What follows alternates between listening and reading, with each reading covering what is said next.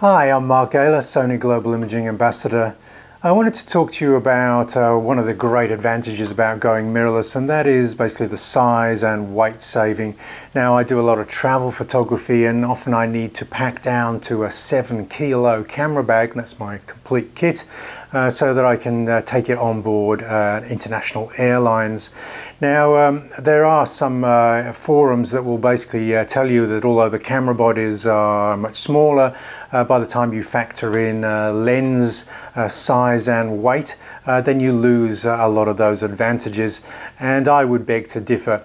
I still believe that there are great advantages to both size and weight when going mirrorless. Let's take a look at this crop sensor camera, which is the A6500. It has perhaps the best crop APS-C sensor on the market, 24 megapixels. The camera has amazing AF performance, 11 frames per second, good dynamic range, good high ISO performance. And what we're seeing on this camera is the 18-135 zoom lens. Now, it's much smaller than a Canon Nikon equivalent for a crop sensor camera, so that size and weight saving flows back down to this lens as well as the body. And this is a very small system. So we're looking at 7.5 times zooms here. So that would be the equivalent of a 28-200mm on a full frame camera. And for many people, that's more than enough for doing all of your travel photography. If, however, you're an enthusiast and you have specialist needs, such as ultra-wide angle landscape, then Sony's 10-18mm zoom lens, that's a constant f4, is spectacularly sharp across that zoom range and gives you an ultra-wide angle of view. And basically this lens does take the screw-in ND filters, so you don't need to take separate filter kit systems. Just a single variable neutral density filter, or maybe a fixed neutral density filter, will give you the option to get those very long exposures when shooting water and moving clouds, etc. So basically that would go from an equivalent 15 to 200mm focal range, and so that gives you the whole zoom range that most photographers actually need. Now, some people who like working with prime lenses because of the very wide apertures and the very shallow depth of field, then perhaps the lens that I would consider, and it becomes the portrait lens for the crop sensor, which is the 50mm 1.8. All three of these lenses are very cost-effective lenses. We're not looking at Zeiss branded or GM branded glass here. This is in the more affordable end, which fits that crop sensor economy, both in size, weight and cost. Okay, so that is a very good system, and you're not looking at housing these in a backpack.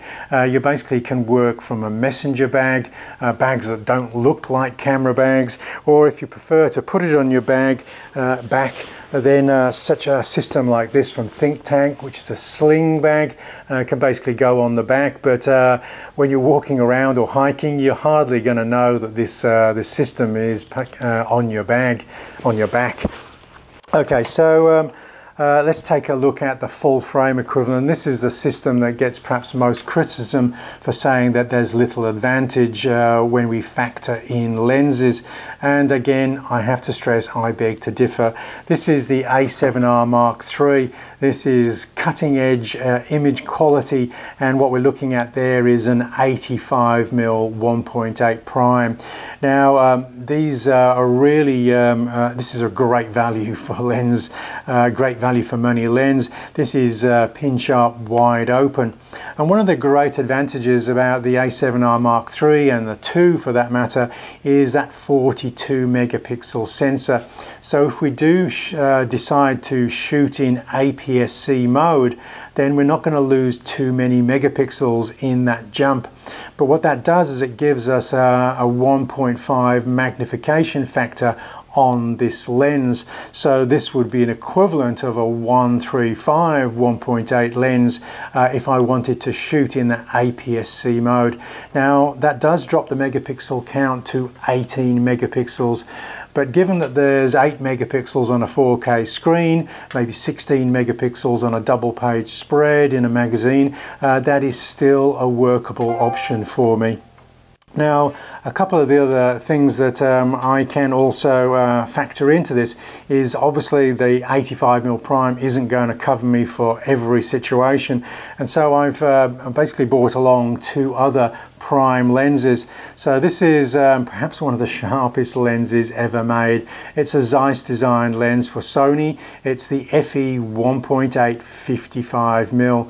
Now don't take my word for it, just check it out on DxOMark. This is one of the best lenses ever made.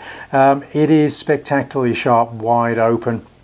And if I'm going from a head and shoulders portrait to a full-length portrait, and I still want to drop the background to get figure ground separation, that 55mm is going to serve me well.